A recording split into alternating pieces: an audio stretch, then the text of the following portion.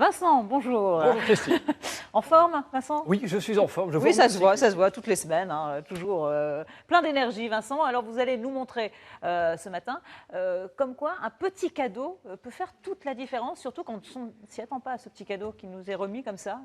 Voilà, j'ai une question à vous poser, Christine. La dernière fois que vous ayez eu envie de donner un pourboire à une hôtesse d'accueil dans un hôtel, ou un serveur dans un restaurant, quelle en avait été la raison? Même si vous ne l'avez pas donné, hein, ça reste entre nous, je veux dire. Mais qu'est-ce qui vous aurait donné envie de donner ce petit pourboire? Parce que la personne a été agréable, nous a donné peut-être un petit service en plus, a montré beaucoup d'attention envers nous. Exactement. De la même manière, lorsqu'on a envie de revenir dans un magasin, on est venu une première fois dans un magasin de vêtements par exemple, eh ben, on va revenir dans ce magasin, très souvent, quand on discute avec les gens, c'est parce que le vendeur, à la fin, il a été sympa, il m'a donné ce petit conseil pour ajuster, voilà. Alors c'est un truc de femme, hein, je connais moins bien, mais bon, voilà, pour ajuster. Vous connaissez moins bien, allez, pas nous, hein, Vincent. Bon, d'accord, ok. Et ça peut être quoi? Ça peut être aussi ce petit cadeau, c'est le truc qui n'était pas prévu, dire, oh, et puis ils m'ont fait un petit cadeau.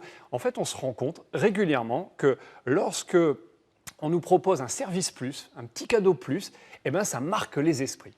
Alors, ce n'est pas forcément un cadeau concrètement, dans le matériel, ça peut être effectivement ce petit conseil plus que vous donnez. Ce petit conseil, ce petit avis supplémentaire, c'est le truc auquel on ne s'attendait pas, mais qui nous apporte une vraie valeur supplémentaire. Et finalement, quand on y réfléchit bien, moi je pense aux gens qui sont dans des entreprises, la question à se poser, c'est de se dire, tiens, après tout, à qui j'ai envie de proposer une promotion, une augmentation de salaire? À celui qui se plaint tout le temps de ce qu'il a à faire, qui dit qu'il n'est jamais à ses pieds, ou celui qui fait toujours ce que je lui demande et puis me fait toujours la surprise de faire ce petit truc supplémentaire, ajuste un peu plus son travail, et ce n'était pas prévu. Forcément, je vais avoir envie de promouvoir, de mettre en avant cette personne-là.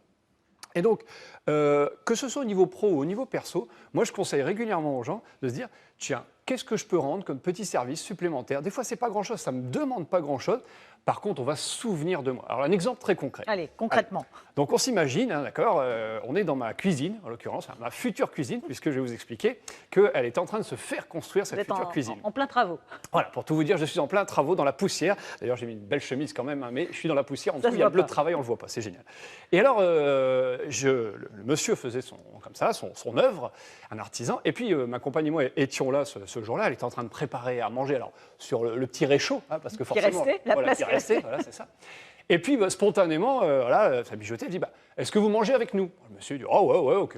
Au début, il était surpris, puis après il se dit, bon, pourquoi pas? Il ne s'attendait pas, on ne doit pas lui proposer souvent, parce qu'il avait son petit sandwich sous cellophane. Cette petite gamelle, en fait. Avec le petit pain. Non, c'était un sandwich avec un machin tout rassis, ça ne donnait pas trop envie.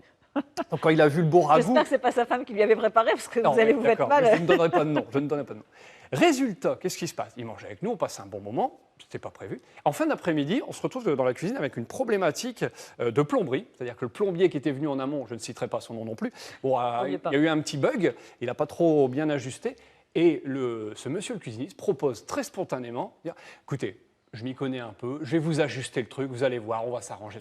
On lui avait rien demandé, et on peut se dire que peut-être... Voilà, le fait de l'avoir peut-être invité à déjeuner avec vous le midi, voilà, service rendu. Service rendu, spontanément, il va lui proposer quelque chose. Et le fait aussi qu'il ait fait ça, finalement, inversement, ça me donne envie de, plus tard, peut-être de le recommander, de le rappeler, ou de dire, oh, puis ce monsieur-là, il a su trouver une solution alors qu'on était embêté.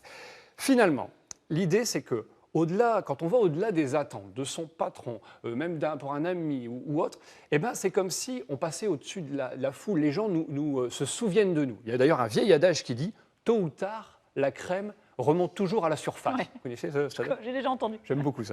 Alors, la question à se poser régulièrement, finalement, j'invite les gens à se dire, voilà, moi, vis-à-vis de mes clients, quand je suis entrepreneur, vis-à-vis de mon entreprise, de mon patron, quel est ce kilomètre supplémentaire que je peux proposer? Et si en plus c'est une surprise, ce n'était pas prévu, waouh, quel effet de surprise, on va se rappeler de moi, je vais recevoir à un moment donné, forcément. On a toujours intérêt à être gentil, en fait. Ouais, oui, c'est ça, un peu ça, on peut le tourner comme ça. Être tourné vers les autres. Voilà, à mon avis, c'est un côté qui donne, reçoit, il doit avoir une sorte d'équilibre énergétique. Altruiste, voilà, exactement, un truc comme ça. Merci Vincent pour vos bons conseils.